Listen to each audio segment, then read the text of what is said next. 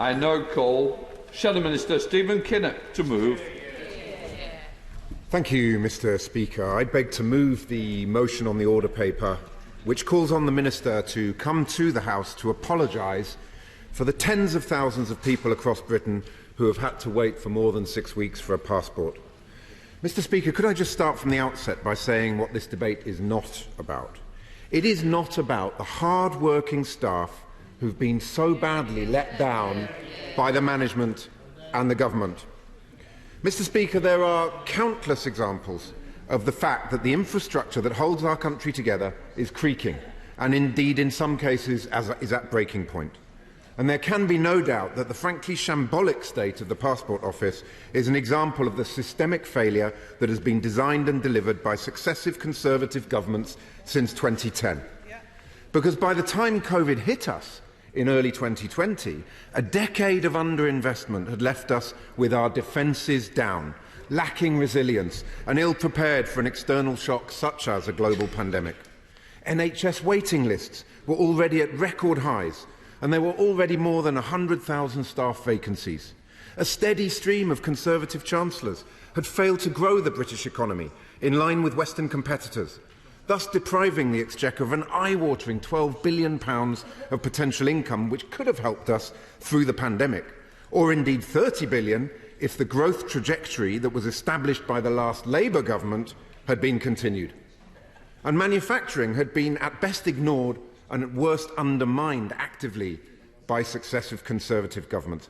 230,000 job losses in manufacturing since 2015 alone, thus leaving our country staggeringly over-dependent on China for everything from personal protective equipment to lateral flow tests, and culminating in the disgraceful spectacle of the government wasting £8.7 billion of taxpayers' money on PPE that didn't even meet the required safety standards. Mr. Speaker, a toxic Tory decade of incompetence and indifference left us in early 2020 with a high tax, high inflation, low wage and low resilience economy, so that when the pandemic struck, we were left stranded in the storm without so much as an umbrella for protection. But the catalogue of failure that left us in the lurch when COVID struck has been matched only by the litany of errors that characterised the government's chaotic approach to planning for the end of lockdown restrictions. I will give way. Thank you, Mr. Speaker. As the last Passport Minister for the Labour Party, we saw the problem coming when the banking crisis hit, with a dip in passports, and had a plan for what would happen. This government seemed to have no plan in understanding that after 2 years of travel there would be an increase in passport applications. Doesn't he think that the government was asleep on the job? My honourable friend is absolutely right. A government that fails to plan is a government that plans to fail. And that is what we have seen throughout this process. We have seen nothing but a government that is asleep at the wheel, and the British people are paying the price. The catalogue of failure that left us in the lurch is exactly what my honourable friend has referred to. And of course this failure to plan applies to the Passport Office, as set out in the motion before us. But it also applies across government.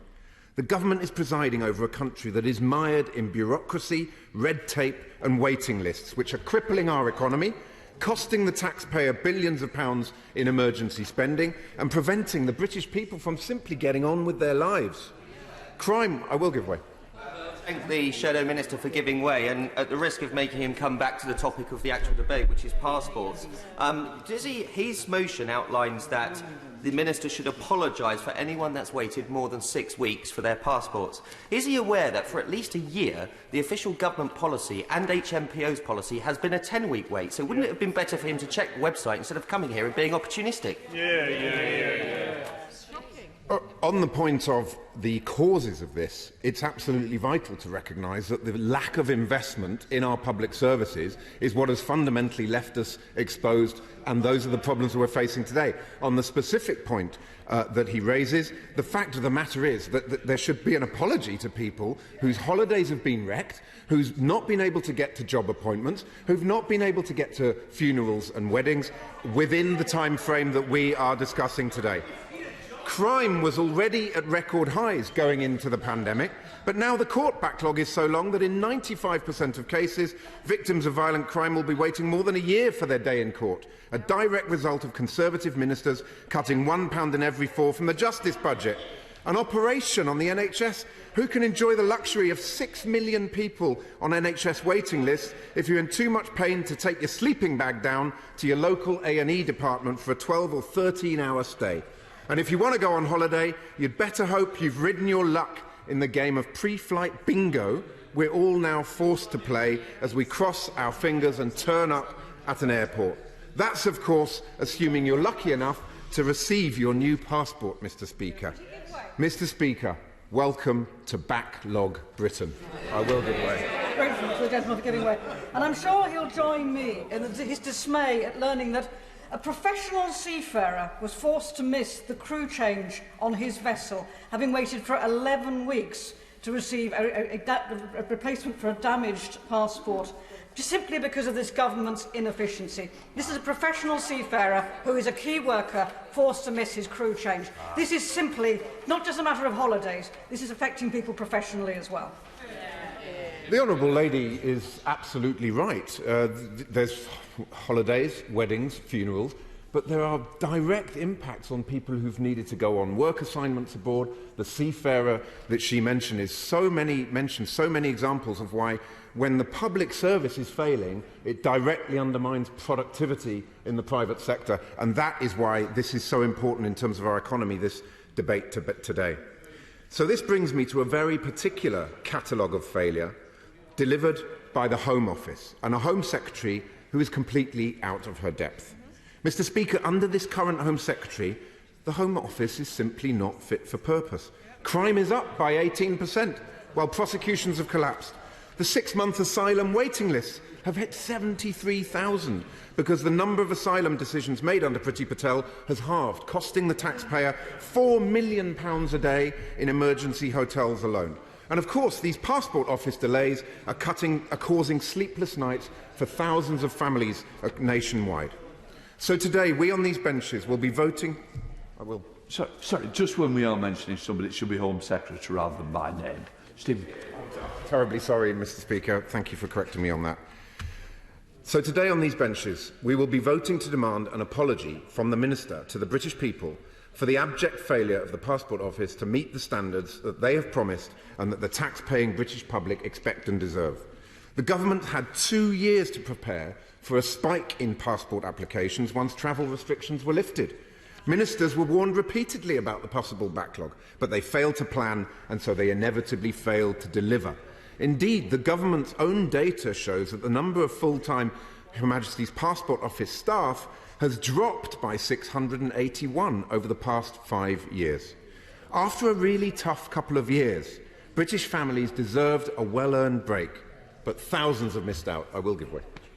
I'm grateful for the honourable gentleman giving way. We look forward to hearing what the Minister has to say. This is an important issue. We want to get those passports sorted. But this backlog has been unprecedented. I myself did not look at my kids' passports until very late in the day after the COVID restrictions were lifted, to then find that they were out of date by a number of months. But I was able to get those expedited, not expedited any more than anybody else. We got them done. The system actually worked. I hope he would agree with me that one way we can advance the system today is to make sure the civil servants return back to working in the Home Office, not from home, because the security checks that need to take place need to be done in that secure environment, not from home where they can't be done so efficiently. I thank the honourable gentleman for his intervention, and I congratulate him on getting those passports. I have to say he was one of the lucky ones. The reality is that it was absolutely clear that at some point the travel restrictions would be lifted. It was therefore absolutely clear that there was going to be a surge in passport applications, and there was plenty of time for ministers to meet with passport office officials and make a plan for when that was happening. That is basic common sense, Mr. Speaker. It's basic logic, it's basic planning. It is the opposite of the incompetence and indifference that we've seen from this Conservative government. I will give way. Thank the honourable member for giving way. Will he agree with me that the system just is broken? So people are phoning up for appointments, they can't get appointments. People are travelling to Belfast from London to get their passport, or from Yorkshire to London. They can't get. It's just information as well as not getting their passports in time that is leading people high and dry. And really, the Home Office is a department that should be in special measures. Well, I thank my honourable friend, and what an utterly absurd position to be in, that somebody who lives and works in London had to go to Belfast to get their passport processed. What kind of crazy upside-down world are we living in when that is happening? But it's not just about holidays, as I was saying, Mr. Speaker. People have missed vital work interviews and assignments abroad, weddings and funerals, and they've also not been with crucial identification needed for renting an accommodation and the like. I've been inundated with emails from members on this side of the House about these very types of situations faced by their constituents, usually hard-working families who have had their dreams shattered or their nerves shredded. This morning, my Aberavon office is dealing with 7 new cases that came through overnight last night alone. I'll talk through just a few examples of these nationwide cases so the Minister can get a clearer picture. I will. Thank you. Thank you very much. On that very point that the honourable member is making, I think that is the most significant one that we should make here today. Yes, the Home Office has shown itself to be unfit for purpose at the moment, but these delays in passports, in visas, we're also seeing it in driving licences, are having an enormous impact on the lives of ordinary people up and down this country. Every constituency is inundated with people whose lives are being turned upside down by Home Office incompetence. Would you agree with me that it really is past time that they did something about it? The Honourable Lady is absolutely right, and the cost of this is not just in broken-hearted families who weren't able to go on long-planned holidays or go to weddings and funerals. It's a direct cost to the British economy, to productivity, to the huge cost of people having to pay through the nose for fast-track applications. The cost of this, when it's finally calculated, will be eye-watering. A few examples just to look at the nationwide cases. One family in County Durham had to cancel a dream holiday of a lifetime just before Easter because they'd been waiting 10 weeks for their 6-year-old's passport to come through at a cost of £6,000, Mr. Speaker. The guidance at the time of application was that it would take a maximum of 3 weeks. 2 parents from North Wales had been living and working overseas in France for 2 years and were due to return home once the father's visa had expired, with their rent agreement ending this month. They applied for a passport for their newborn baby in mid-February, but 4 months on, they still have not received that passport, meaning they've now been forced to pay for a hotel at huge personal cost because they're unable to travel back to the UK. Another set of parents in the West Midlands, desperate to get their 2-year-old boy, who was having medical difficulties, away from on holiday. But despite applying for a passport on the 2nd of January, poor communication from the Passport Office meant they were still waiting several months later. And in my own constituency of Aberavon, one individual applied for her first adult passport on the 26th of February, yet had to cancel her plans to attend a wedding on the 4th of June. Another of my constituents applied for a passport on the 23rd of March, yet is still waiting 12 weeks on and doesn't know if they'll be able to travel on the 21st of June. What does the Minister have to say to those families? Will he apologise to them from that dispatch box today? These failures date back further than the past few months, and they're not just about resources, but also about levels of Home Office competence. One man living in East London applied for his first adult passport in September 2021. He was told to send his old passport back. Then, after 12 weeks, he was told that the application had been cancelled. The Passport Office maintained that his old passport had never been received, and the man was then advised to make another application free of charge. This application was rejected. Then, after several weeks of telephone and email exchanges, he finally received confirmation that the old passport had been received with his original application and that his initial application should never have been cancelled. He was advised to make a third application, which he has done. You could not make it up, Mr. Speaker. I will give way. For giving way. Like members across this House, my office has been inundated with queries from constituents distraught at the fact that they either can't go on holiday, could lose the cost of the holiday travel. This situation is chaotic, unacceptable and must be resolved immediately. Would my honourable friend agree with me that this can be resolved by the government if it improves staff retention by meeting the Public and Commercial Services Union pay demands, worked with PCS to end insecure agency staff and outsourcing, and completed the rollout of the digital application programme as soon as possible? I thank my honourable friend for her intervention, and isn't it extraordinary that this government's response to the crisis that we're seeing here is to cut the civil service by 90,000 jobs? In what world is that going to work when we clearly need more resources? We need people focused on customer-facing services. We need to build morale, not destroy it. We need to really show people that they should be having good jobs that they can raise a family on. And instead, it's about cutting and undermining and passive-aggressive notes from the Secretary of State for Brexit Opportunities, I think he's called, on the desks of his civil servants. It really is a disgrace. Some applicants are having to travel the length and breadth of Britain to get an appointment, with one man, as we mentioned, having to travel all the way from London to Belfast to get his passport sorted. Others are having to pay extortionate costs for fast-track passport services or face losing hundreds of pounds. The number of monthly fast-track applications has more than doubled since December 2021. In April 2022, British families spent at least £5.4 million on fast-track services. The Passport Office's own forecasts show that they expect to receive over 240,000 fast-track applications between May and October this year, amounting to up to £34 million. I will give way. I'm very grateful to my honourable friend. He's right to raise the issue of fast-track applications. My office, like his and no doubt every other member's constituency office, is inundated with applications. But even the fast-track applications are only just coming in under the wire, causing lots of anxiety and lots of work for my staff. What does he have to say, therefore, about the ability of the private contractors that are operating the passport services? Because this is a privatised system that the Home Office have known for quite some time is deeply inadequate in the way it operates passport services.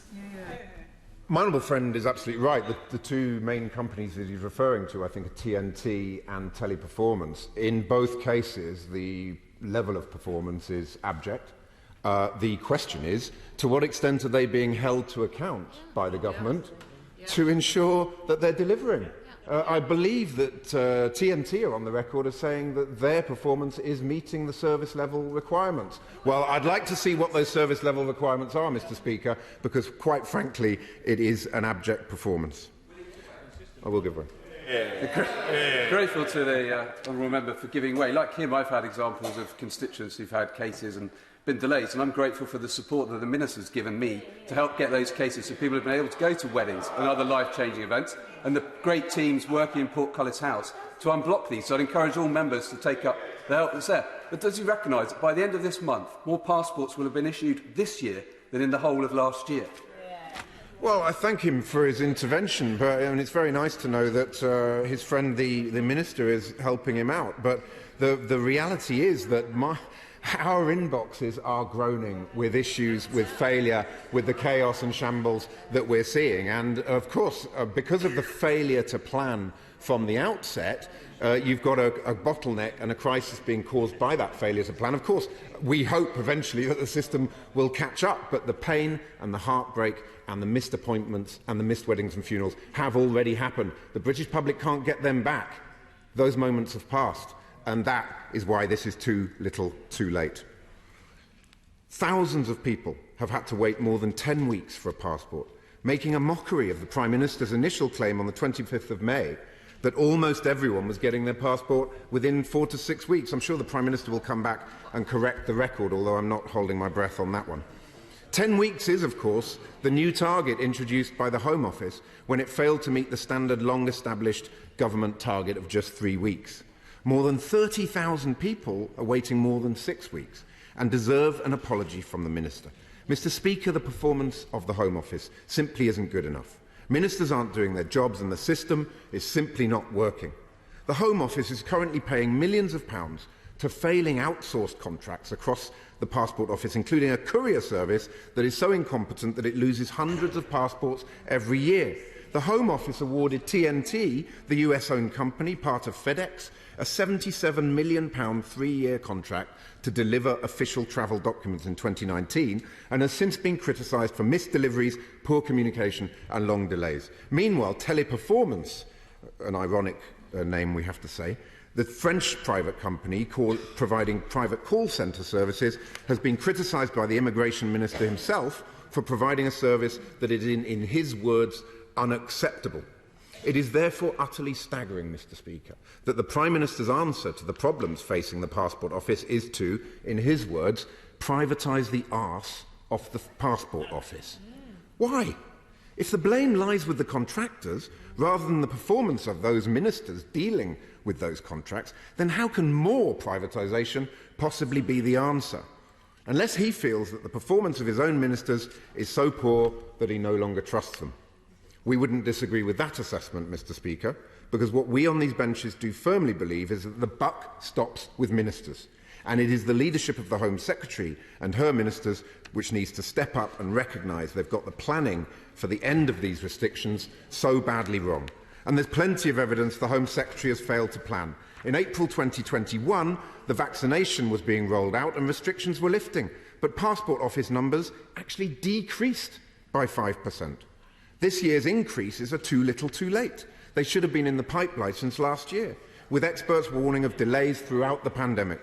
Interestingly, ministers refused to answer directly my recent written question about how many calls the Home Office had with teleperformance contractors and TNT in the run-up to lockdown restrictions being lifted in order to plan ahead. Perhaps he can provide a fuller account of those discussions today, if indeed any took place at all. The PCS unions say that the Home Office originally estimated 1,700 new staff members would be needed to deal with the backlog. But as far as we know, only around 500 have actually been recruited, and many of these are agency staff without the full training. Agency staff, of course, inevitably cost the taxpayer more money, a clear case of how the failure to plan is putting yet more strain on the public finances. And it's not just staffing levels that have caused the problem either. It was quite staggering to recently learn that the new DAP system for passports was supposed to be fully implemented 3 years ago. But staff are still using the older, clunkier AMS system. The Home Office will reportedly be paying penalties for failing to implement the new system. But it's unclear what these penalties will amount to. The new DAP system would increase the speed of passport processing, so this is a major error which is again costing British holidaymakers and other travellers dear. And to make other things worse, at this time of backlog Britain, the Prime Minister's second not-so-bright idea is to cut 91,000 civil servants who we desperately need to put everything they have into reducing delays and cutting waiting lists.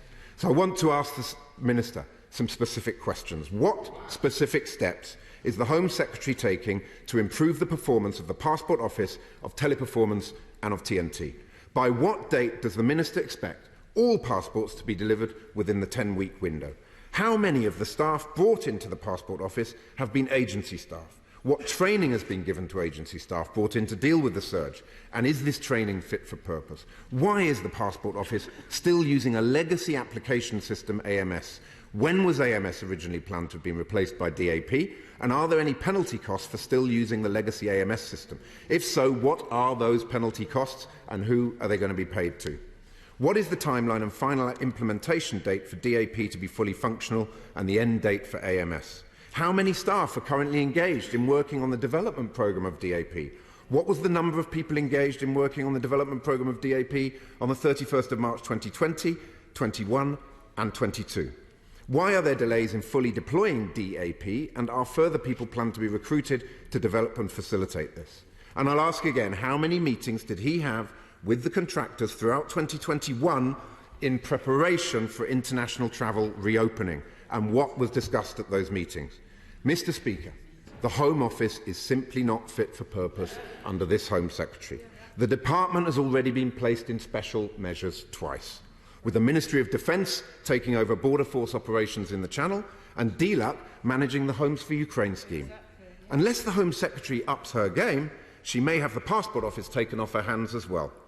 More immediately, we need the Minister to apologise to all those people who have done what they was asked for them throughout the pandemic, worked hard, earned their trips abroad, only to have their hopes dashed and their nerves shredded. Mr. Speaker, from NHS waiting lists to our courts, from the DVLA to passports, from chaos at our airports and from lorry queues at Dover, to our broken asylum system, everywhere you look, our country is bogged down in delays and chaos. The year is 2022, and this is backlogged Britain. So let us hope that the Minister today will do the decent thing and apologise. And then let us hope that this government will at least start trying to get its act together, because the British people deserve better than this. The question is as on the order paper. I now call Minister Foster.